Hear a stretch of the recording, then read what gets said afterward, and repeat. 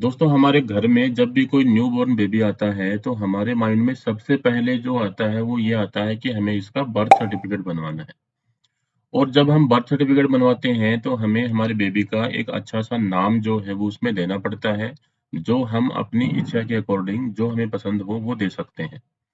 तो आज के वीडियो में हम यही बात करने वाले हैं कि कैसे आप अपने बच्चे के बर्थ सर्टिफिकेट में एक अच्छा सा नाम आसानी से घर बैठे अपने मोबाइल फोन में ही ऐड कर सकते हैं, बिना किसी जो सरकारी दफ्तर है उसके चक्कर लगाए हुए आप अपने घर बैठे ही अपने बच्चे का नाम अपने बर्थ सर्टिफिकेट में ऐड कर सकते हैं।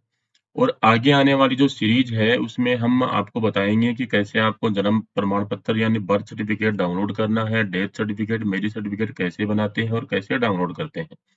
तो वीडियो को एंड तक जरूर देखें और मेरी आपसे यही रिक्वेस्ट है कि इस वीडियो को कम से कम आप 4 या 5 मिनट का जरूर देखें। वीडियो 7 से 8 मिनट का हो सकता है, लेकिन आपको 5 मिनट का वीडियो जो है वो निश्चित रूप से देखना है। तो चलिए शुरू करते हैं। डिस्क्रिप्शन बॉक्स में आपको एक लिंक मिल रहा है, उस लिंक पे जब आप ओके करेंगे तो आप इस पोर्टल के ऊपर रीडायरेक्ट हो जाएंगे। सबसे पहले आपको इसको थोड़ा नीचे स्क्रॉल करना है। जब आप स्क्रॉल करेंगे तो आपको यहाँ पे एक ऑप्शन मिलता है आवेदन में बच्चे का नाम जोड़ें।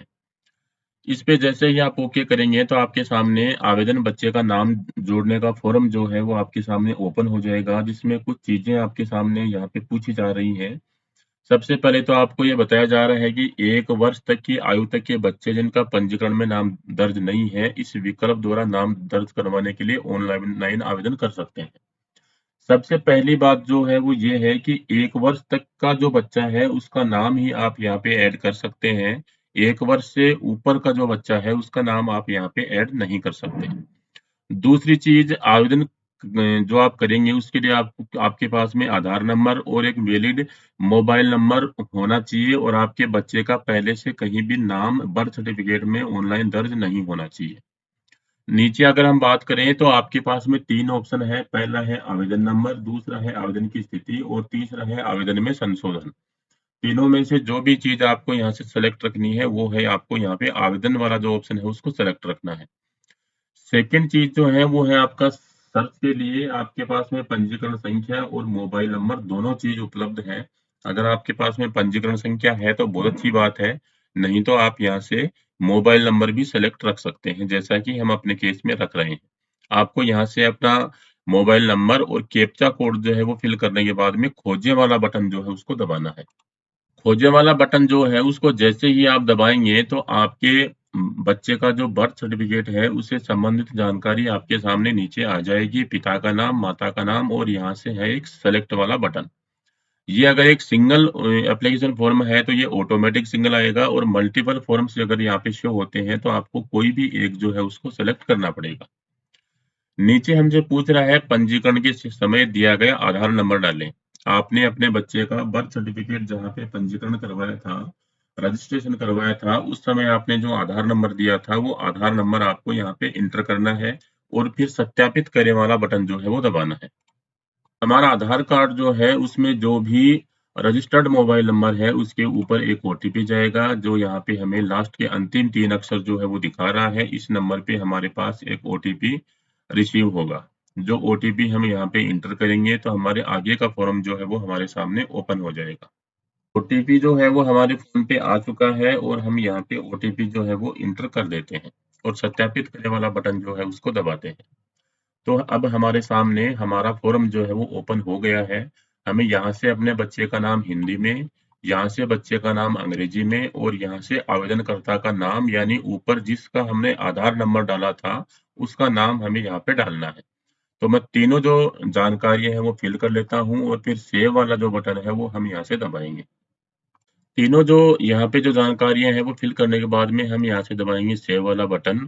तो ये हमारे पास में जो रजिस्ट्रेशन नंबर है वो यहाँ पे हमें शो हो गया है और इसमें नाम जोड़ने का जो आवेदन है वो रजिस्ट्रार को भेज दिया गया है। कुछ समय बाद में हम पहली बात आप ये समझ लीजिए कि ये नंबर जो है वो आप यहाँ से कॉपी करके रख सकते हैं या अगर आप चाहें तो इसका एक स्क्रीनशॉट जो है वो भी ले सकते हैं। दोनों ही चीज़ हम यहाँ से कर लेते हैं। हमने कॉपी भी कर लिया और स्क्रीनशॉट भी ले लिया और अब हम यहाँ से इसको ओके कर देंगे। अगर हमें अपने आवेदन की स्थिति जो है वो देखनी है, तो हम यहाँ से आवेदन स्थिति पे ओके करेंगे और पंजीकरण संख्या और वर्ष जो है वो यहाँ पे हम इंटर करेंगे। तो मैं आपको यहाँ पे पंजीकरण संख्या, वर्ष और कैप्चा जो है वो फिल करने के बाद में आगे की प्रोसेस बताता हूँ। ये वाला बटन जो है उस पे जब हम ओके करेंगे तो हमारे सामने एक पॉपअप जो है वो यहाँ पे आ गया है और इसमें लिखा हुआ है आवेदन का सत्यापन शेष है। यानी जो आवेदन हमने जो अप्लाई हमने किया है, जो एप्लीकेशन हमने दी है, उसका वेरिफिकेशन जो है वो अभी तक कंप्लीट नहीं हुआ है। क्योंकि हमने ऑन द स्पॉट ही चेक किया है, अभी हमने आवेदन किया है और अभी हमने चेक किया है। तो ये सत्यापन जो है वो अभी तक बाकी है। जैसे ही सत्यापन हो जाएगा, उसके बाद में हम अपना बर्थ सर्टिफिकेट जो है वो आसानी से डाउनलोड कर सकते हैं। अगर हमें अपने आवेदन में कोई संशोधन करना है, तो वो भी हम यहाँ से आसानी से कर सकते हैं। हमें अपना पंजीकरण संख्या और वर्ष डाल के अपना कैप्चा जो है वो फिल करना है और कैप्चा फिल करने के बाद में नीचे जो खोजे वाला बटन है वो दबाना है। जैसे ही हम यहाँ पे दबाएँगे तो आवेदन में संशोधन नहीं किया जा सकता, क्योंकि अभी-अभी हमने नया आवेदन किया है, उसके ऊपर जब तक कोई एक्शन नहीं लिया जाता, तब तक हम इसमें कोई भी संशोधन नहीं कर सकते। तो इस प्रकार से आप अपने बच्चे का नाम आसानी से यहाँ पे जोड़ सकते हैं। अब यहाँ पे हम दोबारा से आवेदन अगर करते हैं, तो पंजीकरण संख्या, वर्ष और कैप्चा जो है वो लगा के फिल करके अगर हम खोजे करते हैं, तो भी हमारे पास एक पॉपअप जो है वो आएगा। आवेदन जो है वो रजिस्ट्रार को प्रेषित कर दिया गया है, आप दोबारा आवेदन नहीं कर सकते। स्थिति देखें, यानी इसका आवेदन की स्थिति जो है वो अब हम देख सकते हैं, दोबारा आवेदन नहीं कर सकते।